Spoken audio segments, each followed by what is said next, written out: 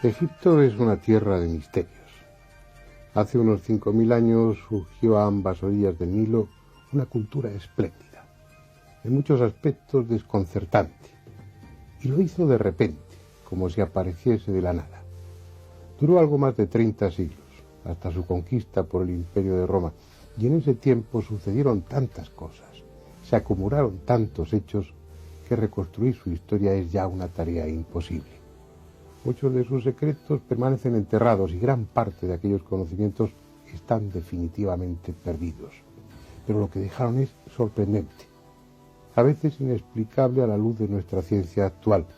Por eso cabe cualquier especulación, cualquier hipótesis, por fantástica que sea. Hoy vamos a acercarnos a uno de los episodios de esa historia. Y aunque sus personajes vivieron hacia el 1300 a.C., son bien conocidos por las gentes de ahora. Y el nombre de uno de ellos, de nuestro protagonista, casi todo el mundo lo conoce: Tutankamón.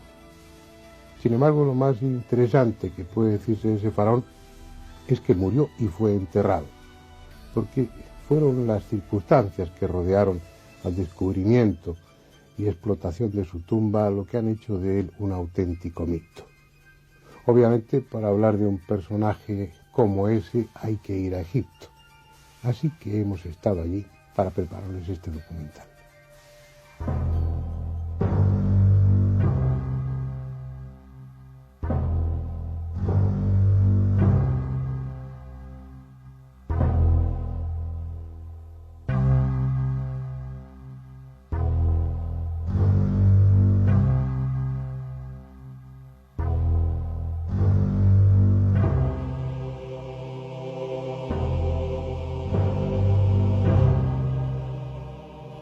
Durante mucho tiempo aquí estuvo el corazón del antiguo Egipto. Allá por el año 2200 de la era de Atotis, los primeros faraones del Imperio Medio erigieron en esta orilla del Nilo la capital de las dos tierras. Luego, durante el Imperio Nuevo, los Tutmosis, los Amenofis, los Ramsés la engrandecieron aún más con fastuosos templos y palacios.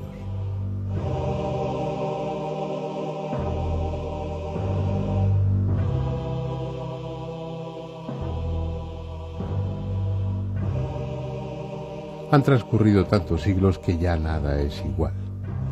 Eran otras las calles, los edificios y las gentes, pero lo poco que queda de aquella época es tan colosal, tan grandioso, que no cuesta imaginar la importancia que la ciudad tuvo en esos tiempos. Volveremos a ella, a recorrer los fastuosos templos de Luxor y Karnak, pero hoy nuestro motivo es otro, y está en la orilla opuesta del Nilo. Allí donde aquellos faraones que tuvieron a Tebas por capital eligieron ser enterrados.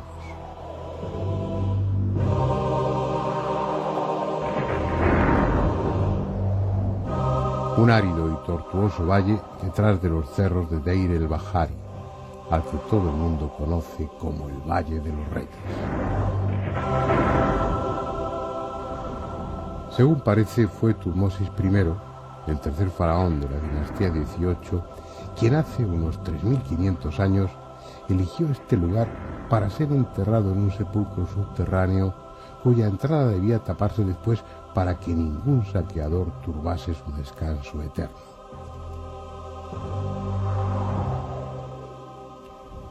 Esa iniciativa fue seguida por sus sucesores, y de esa forma este solitario valle se convirtió en necrópolis real, a pesar de que el secreto y la ocultación no sirvieron prácticamente de nada. Si los enterramientos quedaban ocultos, los sacerdotes, los cortesanos y los obreros eran sobornables, y a los cortejos fúnebres les pisaban los talones los saqueadores para hacerse con los tesoros que habitualmente se enterraban con el ajuar funerario. Cuando los arqueólogos iniciaron sus trabajos en este Valle de los Reyes, los sepulcros, saqueados a lo largo de los siglos, eran ya un rompecabezas. Unos habían vuelto a ser cerrados con los escasos despojos dejados por los ladrones.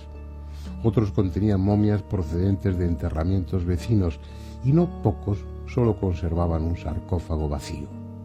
Pretender encontrar una tumba intacta era poco menos que una utopía.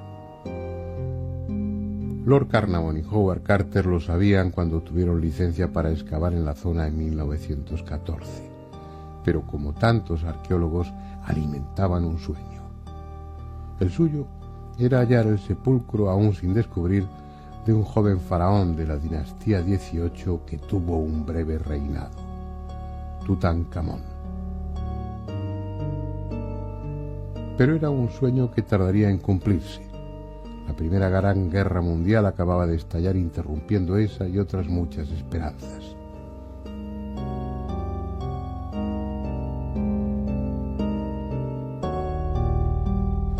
En 1917, Howard Carter comenzó al fin a excavar. Probaba en uno y otro sitio sin resultado. Lo hacía de sol a sol. Hasta se construyó una pequeña casa a la entrada del valle para estar más cerca de su objetivo. Fueron 5 años de trabajo estéril, muchas veces a punto de abandonarlo por la reticencia de Lord Carnarvon, que veía cómo su dinero se gastaba sin alcanzar el éxito esperado. El sueño de hallar intacta la tumba de Tutankamón parecía condenado a eso, a ser simplemente un sueño. Cuando un día, el 4 de noviembre de 1922, la piqueta dejó al descubierto el primer peldaño de una escalera que se hundía en el suelo del Valle de los Reyes.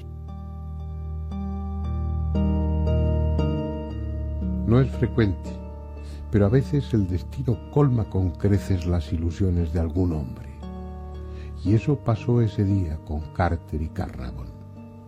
La escalera conducía a través de sus 16 peldaños a la tumba de aquel faraón prácticamente desconocido. Fueron los días y semanas más intensos, más llenos de emociones que pueda haber vivido un arqueólogo. Las primeras evidencias señalaban que la tumba había sido violada poco después de sellarse, pero como se comprobó después, afortunadamente los saqueadores fueron sorprendidos a tiempo y todas las pertenencias del joven faraón enterrado, aunque revueltas y amontonadas, seguían aquí.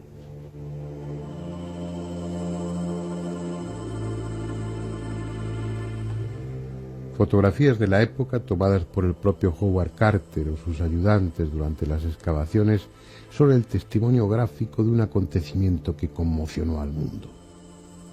A medida que abrían agujeros y se derribaban puertas tapiadas, iban apareciendo ante los ojos de aquellos hombres objetos de una riqueza histórica y material incalculable. Jarros, candelabros, frascos y tarros para ungüentos y perfumes, camas, sillas, carros de guerra desmontados, bastones, armas, estatuas con todo tipo de alhajas y, sobre todo, brillando a la inquisitiva luz de las linternas, oro. Oro recubriendo madera, combinándose con el marfil y el estuco. Oro en estatuillas, en puñales, en collares, en pectorales, en pulseras.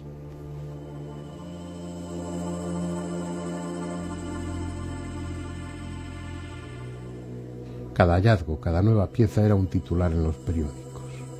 Nunca una excavación arqueológica estuvo rodeada de tanta expectación. Hasta se organizaron selectos banquetes para las autoridades, algunos en el interior del pasillo que daba acceso a la tumba.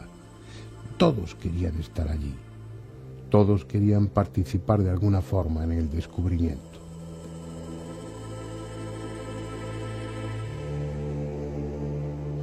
Convenientemente numerados y fotografiados, los objetos fueron después trasladados con todas las precauciones al lugar seguro, siempre ante la mirada expectante de los curiosos que a todas horas montaban guardia en torno a la tumba. Era necesario despejar la antecámara antes de abordar la siguiente y más emocionante fase: acceder a la cámara funeraria. Al fin, la antecámara quedó despejada.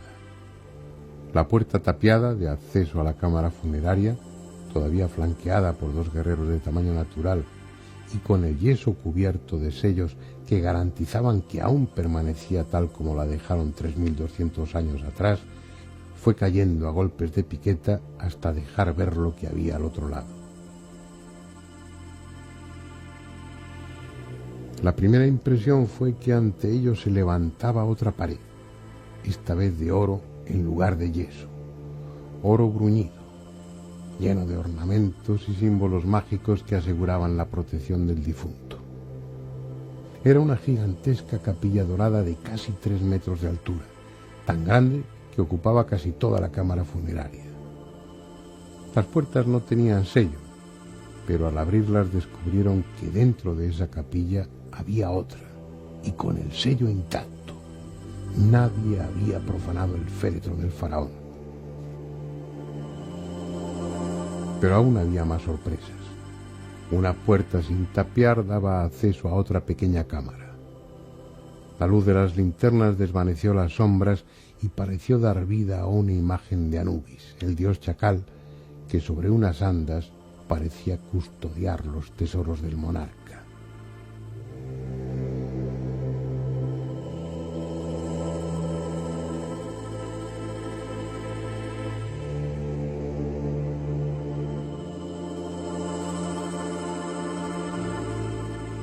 Unos meses antes nadie habría creído posible encontrar una tumba inviolada en el Valle de los Reyes, pero aquella riqueza, aquella auténtica montaña de objetos preciosos era mucho más de lo que cualquier arqueólogo haya podido soñar jamás. Algo de lo que los visitantes del Museo del Cairo pueden hacerse una parcial idea, porque siendo mucho y extraordinario lo que en sus salas se exhibe, no todo está expuesto. You see, we have the items of Tutankhamun here in our museum. Tenemos artículos de Tutankamón aquí en nuestro museo, unas 3.000 piezas. 1700, just about 1700. Exhibimos sobre 1.700 de ellas. Las restauraciones han sido muy buenas, no hemos tenido problemas con ellas.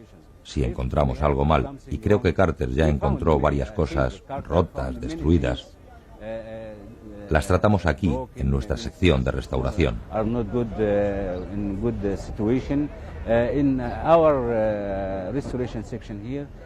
Restauramos todas las piezas, incluso textiles y ropajes, y nos aseguramos de hacerlo bien.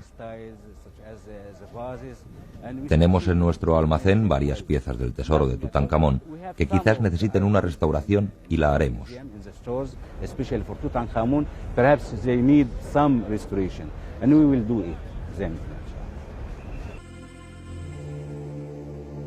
Cuando llegó el momento, Carter acometió la tarea de abrir las capillas doradas. La segunda, como hemos visto, tenía el sello intacto, pero dentro de ella había otra ligeramente más pequeña y dentro de esta una cuarta capilla, la última. Todas ellas protegían un sarcófago de cuarcita amarilla en cuyas esquinas 4 diosas extendían sus alas velando el sueño del faraón.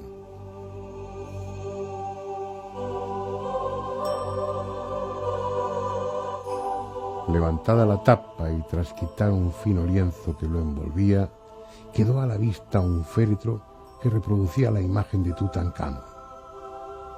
El rostro sereno, impasible de un bello joven en oro puro, con los brazos cruzados sobre el pecho y en sus manos el pedum, el báculo, símbolo de la moderación, y el hu, el espantamoscas, símbolo del dominio sobre las fuerzas elementales. Atributos de su condición real, como la cobra y el buitre sobre su frente, representando el Alto y el Bajo Egipto, ambos bajo su imperio.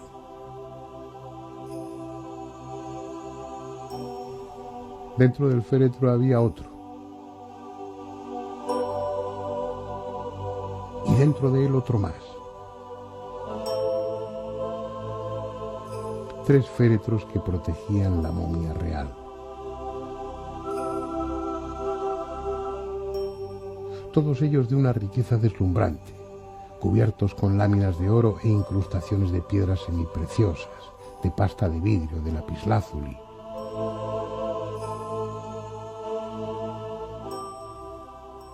Abierta la tapa del último féretro y retirados la máscara de oro y los ornamentos que la cubrían parcialmente, quedó al fin a la vista la momia, el fardo funerario.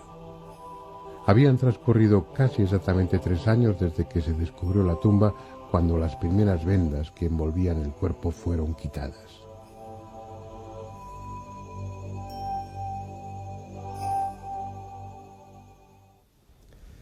Con cada tira de lienzo se iba una parte de su gloria, una fracción de su grandeza, hasta que al fin el cuerpo momificado del joven faraón, desprovisto de cualquier artificio y convertido en poco menos que un esqueleto, quedó al descubierto en toda su miseria. Sin embargo, como después veremos, aquel fúnebre despojo que 3200 años antes había sido un joven lleno de vida y de poder, guardaba un secreto histórico y, según muchos afirman, una maldición.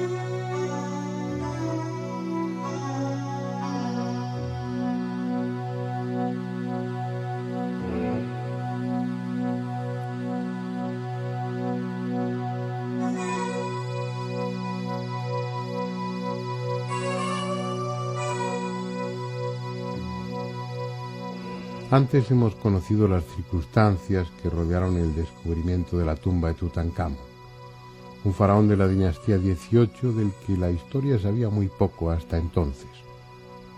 Fue un acontecimiento arqueológico de extraordinaria importancia y el valor de las riquezas enterradas junto al joven monarca incalculable, lo que en sí mismo constituye un misterio.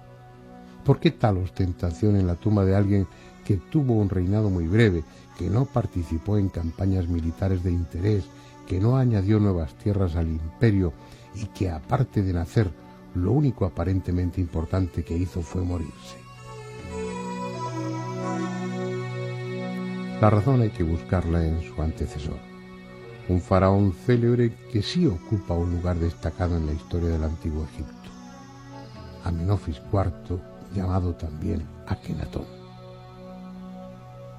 Un rey de curiosa anatomía, de vientre y caderas prominentes, rostro alargado y cabeza deforme, tan delicado en sus rasgos que algunos investigadores sostienen que fue mujer y no hombre. In the fact, this is unusual deformation in the body, but as you know, we don't have the original. En efecto, es una deformación inusual de su cuerpo. Pero como sabéis, no tenemos los restos originales del esqueleto de Akenatón. Entonces, no podemos decir nada sobre ello. Normalmente, los artistas que hacían las estatuas de los faraones las hacían muy bellas, y esta es la única que se sale de lo normal. Pero probablemente esté relacionado con alguna enfermedad o algo inusual en su cuerpo. Pero nada es seguro, porque no tenemos los restos originales. Y por eso, no podemos decir nada sin haber hecho suficientes análisis de un cuerpo que no tenemos. And we cannot say anything without making the enough examinations of the body, which we don't have.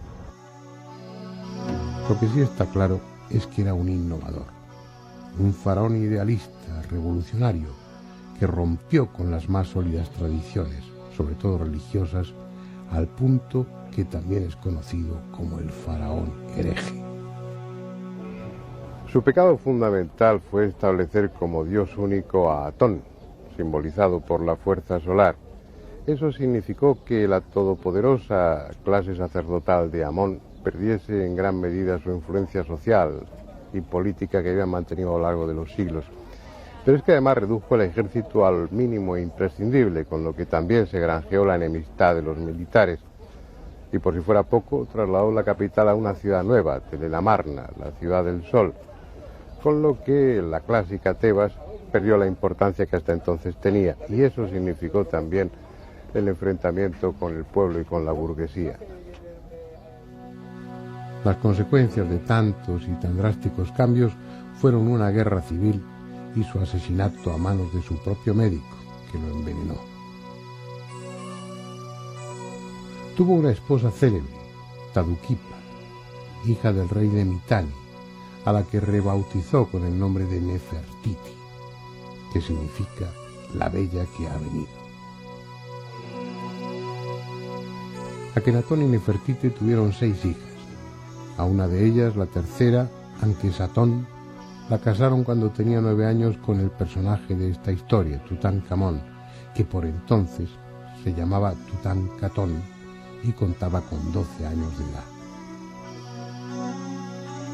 Bien, ha asesinado su suegro, padre y probablemente hermano Akenatón, y tras un corto reinado de 2 años en plena guerra civil de su hermano Esmencare, que también fue asesinado, el joven príncipe Tutankatón se vio investido como faraón a la edad de 12 años. Su reinado fue igualmente corto, pero productivo para las clases dirigentes del país. Manipulado sin dificultad por su suegra Nefertiti, por Ay, el administrador del Tesoro Real, y por Oremev, el jefe militar de su guardia, deshizo todas las reformas emprendidas por Akenatón, restituyendo a Tebas como capital y a Amón como dios supremo. Volvió el orden anterior. Militares y sacerdotes recuperaron su antiguo poder, y el faraón adolescente, que en honor al dios restaurado pasó a llamarse Tutankamón, dejó de ser necesario. A los 18 años de edad murió por causas que aún no están claras. Para muchos fue asesinado, y la autopsia que se practicó a la momia en 1968 permitió descubrir una fractura de cráneo que así lo sugiere. Sin embargo, otros investigadores, como el profesor Isander, director general para la conservación de momias del Museo del Cairo, no comparten esa idea.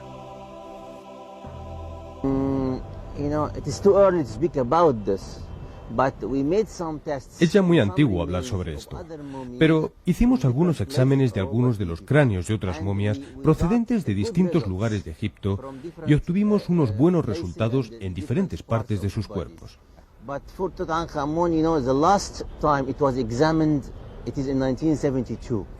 Pero de Tutankamón, la última vez que fue examinado fue en 1972, y el resto de análisis están hechos sobre fotografías y radiografías, y esto no es suficiente. Necesitamos hacer otros análisis de los restos y ver la posibilidad de tomar muestras de este cuerpo para intentar extraer los ácidos nucleicos que nos permitan obtener el ADN. Esperamos llegar a conseguirlo en los próximos análisis de la momia, pero no estamos seguros de ello.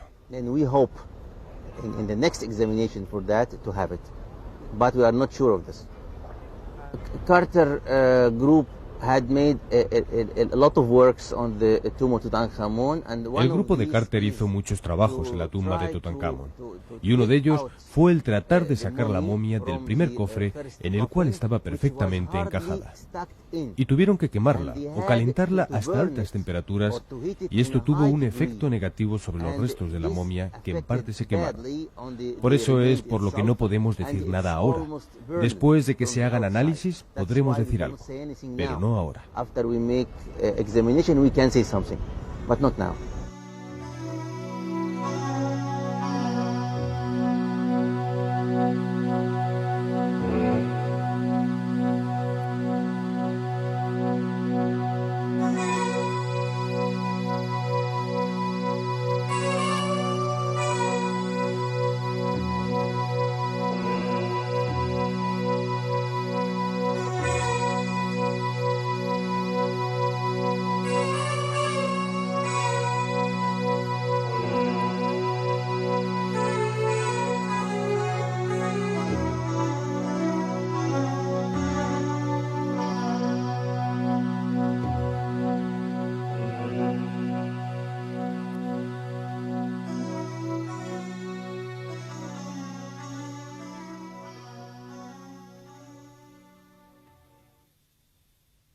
Nacho, tú conoces bien Egipto. Has estado en muchas ocasiones, has seguido de cerca el trabajo de los arqueólogos actuales, pero ¿te imaginas lo que debió ser los métodos de excavación, las vicisitudes, los problemas, la improvisación en aquella época a la que nos estamos refiriendo, en principios del siglo XX hasta los años 20, 20 y pocos, que se produce el descubrimiento de Tutankamón? ¿Te imaginas cómo fue aquello?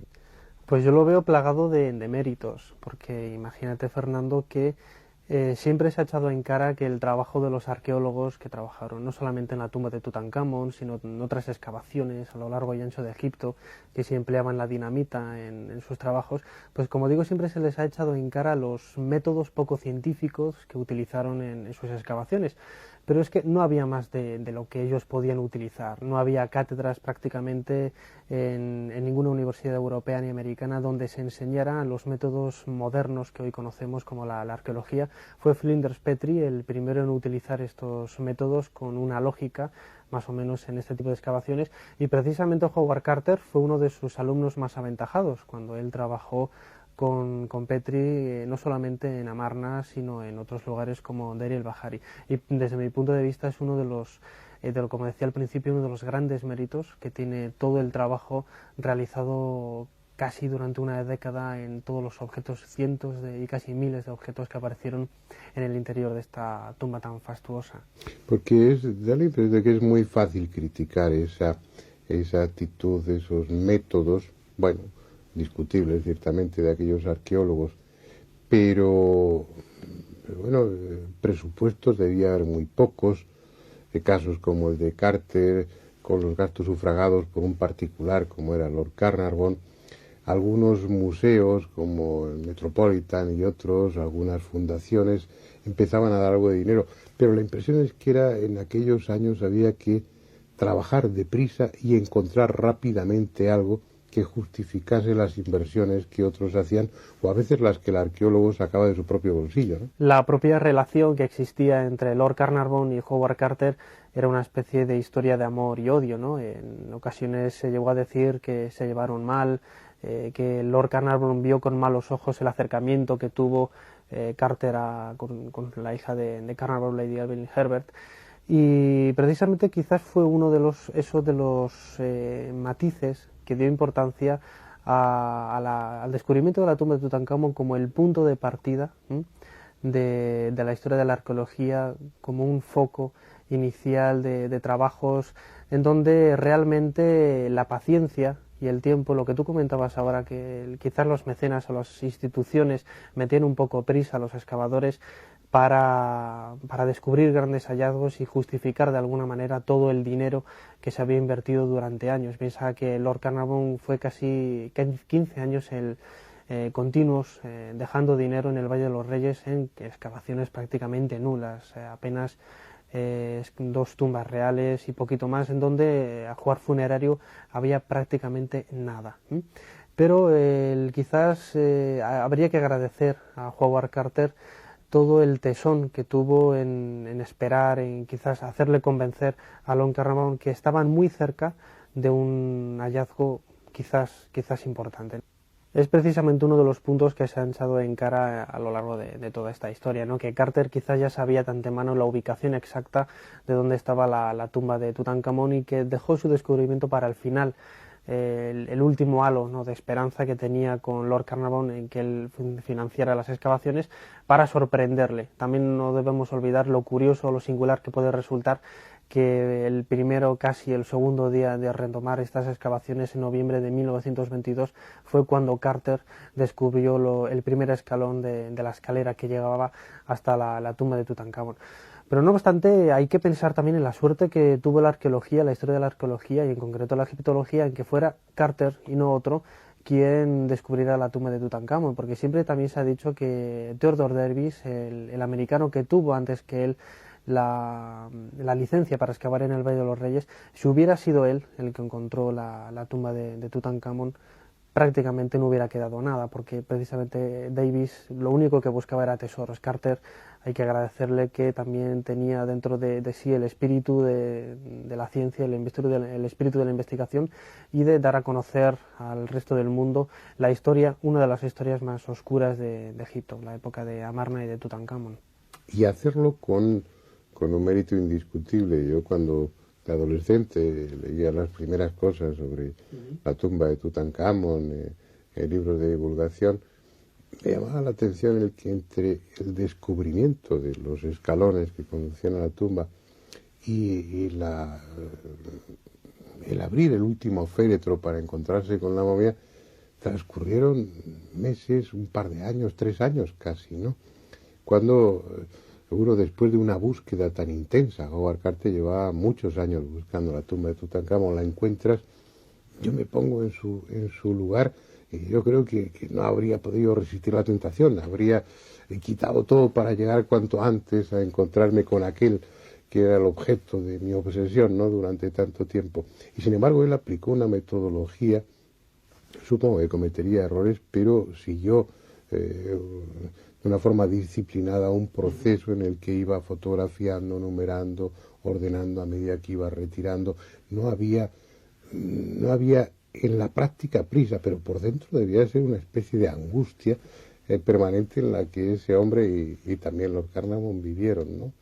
Muchos de los investigadores que han trabajado en la parte histórica de lo que es el descubrimiento de la tumba de Tutankamón argumentan esta paciencia y esta sangre fría encomiable realmente en Howard Carter, tirando de algunas de las cartas del propio correo personal que ha aparecido en la casa de Carter junto al Valle de los Reyes a comienzos de los años 90, en una especie de desván que había en la casa. Ahí se encontró una caja con innumerable documentación de la época, ¿no? En algunas de estas cartas se hacía referencia de una manera solapada a que tanto Carter como Carnarvon, Lady Evelyn Hebert y Callender, los 4, la misma noche de la apertura de la tumba, después de haber dicho la célebre frase de "ve usted algo, sí, cosas maravillosas", esa misma noche los 4 fueron otra vez a la tumba de Tutankamón. Realizaron un agujero en la puerta que lleva hasta la cámara del sarcófago y no sabemos qué se pudieron haber llevado. Sí que conocemos a ciencia cierta que el Servicio de Antigüedades detectó en una caja de vino que tenía Carter una cabeza de madera de Tutankamón saliendo de una flor de loto, una de las estatuas más bellas que aparecieron en la tumba y que se encuentra ahora en el Museo del Cairo. Él dijo que era un objeto que apareció en el pasillo de la tumba, que se les olvidó meterlo en el catálogo general, que él lo intentaba sacar de Egipto como una pieza de poco valor, sí, pero el caso es que estaba ahí. Y es quizás una de las piezas, de los pocos objetos que pudieron haber sacado esa noche si es que realmente entraron. Se llevara o no algún objeto de la tumba de Tutankamón, creo que el trabajo de Carter, más que críticas, merece elogios, se mire por donde se mire.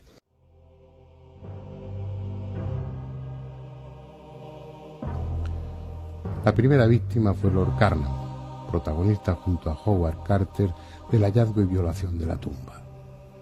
Murió el 5 de abril de 1923, durante los trabajos previos a la apertura de los sarcófagos y sin llegar a ver la momia del faraón. Enseguida murió Arthur Mace, del Museo Metropolitano de Nueva York, que participó activamente en los primeros momentos de la excavación y a quien vemos en esta fotografía comiendo junto a Howard Carter y otros arqueólogos a la entrada de la tumba. Era como si la cólera de Tutankamón, encerrada durante más de 3.200 años, se hubiese liberado, llevando a la muerte o a la locura a muchos de los que en su día habían contribuido a turbar su reposo. Alguno, como Georges Benedit, conservador jefe del Museo del Louvre, moriría súbitamente al lado mismo de la tumba.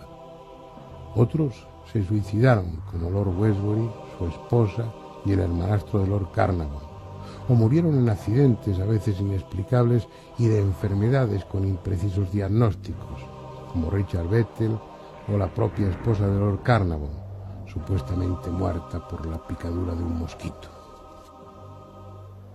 Así hasta más de 25 muertes en el transcurso de los 7 años siguientes a la apertura de la tumba.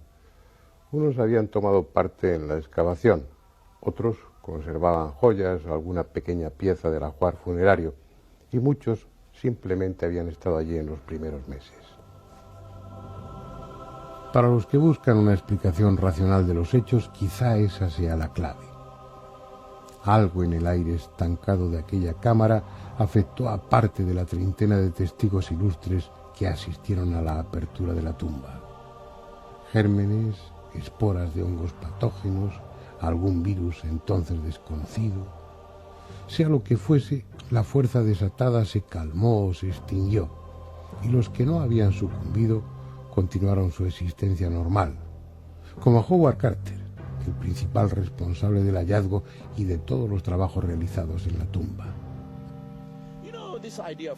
Esta idea de una maldición es buena para el cine, pero si tú cierras una tumba durante 3000 años, esta tumba contiene gérmenes.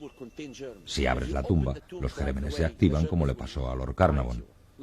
Pero si dejas abierta la tumba 2 días, todas las bacterias salen fuera y entra aire fresco. En la maldición, cuando los egipcios escribían algo en sus tumbas y decían: si profanas mi tumba serás comido por un cocodrilo, era como una esperanza de que así sus tumbas estuvieran protegidas. Pero realmente no hay maldición. La maldición es buena para películas, es buena para asustar y es buena para que la gente la escuche, pero nunca ocurrió. Debiera haber sido la primera víctima, pero llevaba tantos años obsesionado con el joven faraón antes de dar con su sepulcro, que tal vez se estableció un fuerte lazo entre los espíritus de ambos. O quizá estaba inmunizado tras décadas de excavar en el Valle de los Reyes. O no hubo maldición alguna y todo fue un cúmulo de fatales coincidencias. El hecho es que murió en su casa de Londres, en el 49 de Albert Court, el 2 de marzo de 1939, víctima de la enfermedad de Hodgkin y a la edad de 65 años. Desde entonces descansa pacíficamente en el cementerio de Putney Vale. No está momificado ni le enterraron con tesoros, así que es improbable que alguien turbe ese descanso.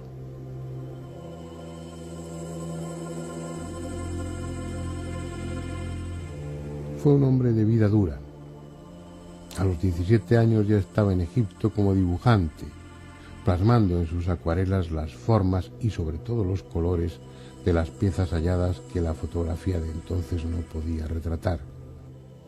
Probablemente habría terminado siendo un buen pintor, pero el destino le convirtió en ayudante del mejor arqueólogo que haya dado la historia, Flinders Petrie. Con él aprendió todo lo que en ese campo debe saberse, especialmente a soportar con estoicismo las fatigas y privaciones. El hallazgo de la tumba de Tutankamón fue la culminación de una larga carrera, el premio merecido tras más de 30 años de trabajo constante y perseverancia. Expiró en su cama 17 años después, lo que a juicio de muchos invalida la tesis de una maldición. Pero ¿acaso sabemos bajo qué reglas se mueven esas presuntas fuerzas sobrenaturales?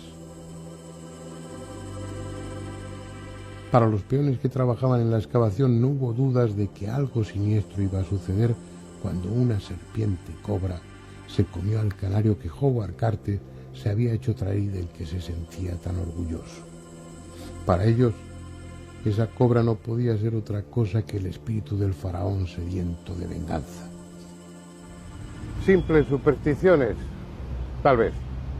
Pero lo cierto es que en ese momento Lord Carnarvon, el otro protagonista del hallazgo y profanación de la tumba, estaba agonizando en un hotel del Cairo, el Continental Savoy, en esta plaza, la antigua plaza de la Ópera, hoy de Ibrahim Pachá, que desapareció por un incendio en 1952. Solo queda el lugar y el recuerdo de aquellos acontecimientos.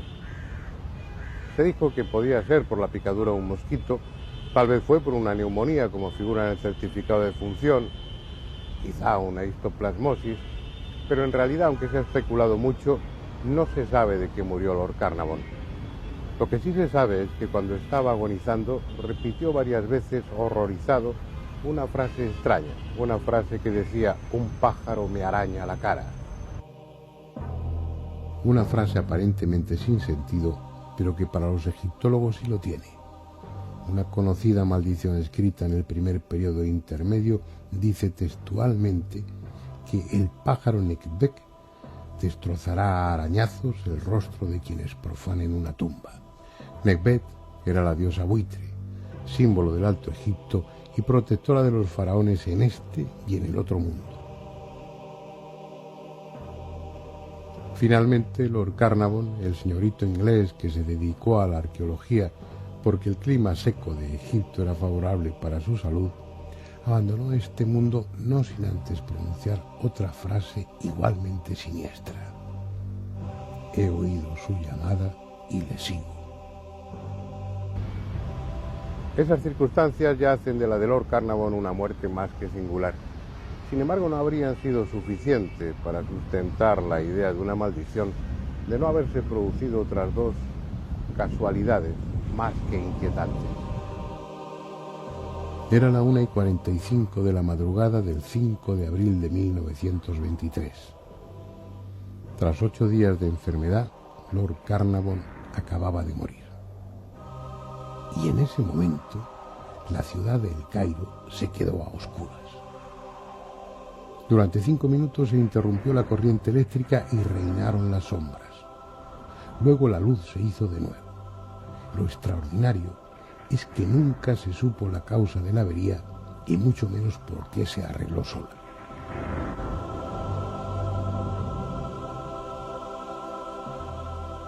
La otra casualidad es que a miles de kilómetros, en la casa solariega de los Carnarvon, en Highclere Castle, y en ese mismo momento, Susan, la perra Fosterrier favorita del Lord, que incluso le había acompañado en algún viaje a Egipto, comenzó a aullar desesperadamente y al cabo de unos instantes cayó muerta como fulminada. El 30 de abril, George Edward Stanhope Molyneux Herbert, quinto conde de Carnarvon, era enterrado en Beacon Hill, al lado del castillo de Highclere, donde pasó su infancia y parte de su vida.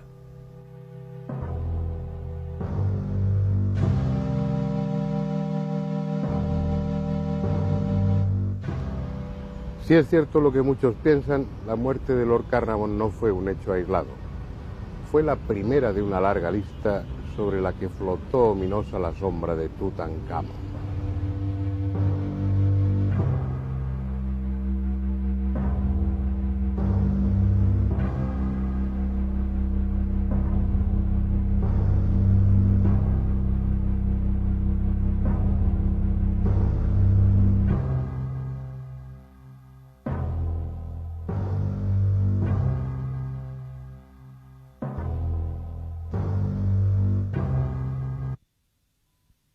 Hemos escuchado la opinión de diferentes arqueólogos e investigadores. Casi ninguno de ellos quiere reconocer la posibilidad siquiera de que tal maldición exista. Pero me gustaría saber lo que tú opinas. Me gustaría saber si crees que hubo alguna forma de maldición o que todo se debe a la casualidad. Hombre, es un problema. La verdad es que nadie puede negar la cantidad de muertes que hubo relacionadas de alguna manera o de otra con el descubrimiento de la tumba de Tutankamón, ¿no? De todas las hipótesis que se han barajado, pues hablando del Aspergillus, de la posibilidad de que los antiguos egipcios conocieran la radioactividad, de que algunos elementos de la tumba estuvieran radiados y contaminaran a los arqueólogos, yo me quedo con la hipótesis más, para mí, que más peso tiene, que es la de la existencia del Aspergillus, un hongo, que con el paso del tiempo se genera en todos los elementos orgánicos que pudo haber en la tumba de Tutankamón y que en efecto hubo, ¿no? Como los diferentes tipos de comida o de bebida que allí se descubrieron. Este Aspergillus genera una serie de afecciones de tipo respiratorio que es precisamente el denominador común que tuvo muchas de las muertes de los arqueólogos que trabajaron en la tumba de Tutankamón. Otra cosa sería reconocer si los sacerdotes egipcios tenían conocimiento real de la existencia de estas pergilus, de este hongo, y que si ellos dejaron a conciencia este hongo en el interior de la tumba. Yo creo que no es necesario recurrir a eso, porque de hecho es un problema con el que se han encontrado los arqueólogos, no solo en Egipto, en América también. Ese tipo de hongos es relativamente frecuente dentro de esos lugares cerrados y que permanecen durante mucho tiempo, bueno, pues en unas condiciones más o menos asépticas, pero que después al exhumarse el cuerpo o al abrirse la tumba, pues aquello revive, se revitaliza. Pero habría que pensar en otra, aún dentro de esa hipótesis que me parece razonable, habría que añadir algún elemento más, porque de hecho, pues tanto la histoplasmosis, que es una de las hipótesis que se utilizó, otro hongo, que se debe al Histoplasma capsulatum, pues bueno, produce enfermedades que son de evolución crónica. Con el Aspergillus pasa algo parecido. Y el Aspergillus niger, que es una de las hipótesis que ahora, bueno, entre otros tú sostenéis como una posible causa, pues el Aspergillus niger, que produce una aspergilosis, como otras variedades de ese hongo, suele producir unas otitis, o que bueno, que tiene una evolución más o menos banal, o contribuyen a empeorar problemas pulmonares. También cabe la posibilidad de que muchos de los afectados por el Aspergillus lo hubieran estado previamente por tuberculosis pulmonar, y entonces era una enfermedad bastante frecuente y frente a la que había pues poca respuesta terapéutica. Y creo que para sustentar esa hipótesis habría que pensar no en que lo dejaran ahí los sacerdotes, sino en que hubieran descubierto algún tipo de variedad de Aspergillus especialmente virulenta, o que hubieran encontrado alguna forma de una cepa de ese hongo, de conseguir unas esporas, una variante o una mutación. Pues creo que resumiéndolo a la clínica pura y dura del Aspergillus, no se justificarían tantas muertes y en un lapso de tiempo tan breve. Hombre, el problema también puede estar en que si realmente los sacerdotes tenían conocimiento de este Aspergillus, o al igual que conocemos otros avances tecnológicos de los antiguos egipcios o culturas de la antigüedad, sabemos a ciencia cierta que muchos pueblos conocían la electricidad por pilas que hemos hallado, por joyas falsificadas por electrólisis. Había toda una industria, en Mesopotamia. Los métodos electrolíticos se utilizaban para falsificar joyas de otros de bronce y cubrirlas con una capa de oro, como se hace hoy en el chapado o alguna de esas técnicas que les proporcionó ingresos muy importantes a las arcas de aquellos gobiernos, ¿no? Sí, yo creo que en este caso el problema está en intentar buscar una solución lógica a explicar si realmente los antiguos egipcios tenían conocimiento de esos adelantos, ¿no? Si realmente fue por una investigación, que yo no lo creo, si fue por un descubrimiento casual, que es la opción por la que yo me suelo inclinar, o fue el legado de una cultura mucho más antigua, hoy desaparecida, el legado, otros hablan de la Atlántida, de extraterrestres, etcétera.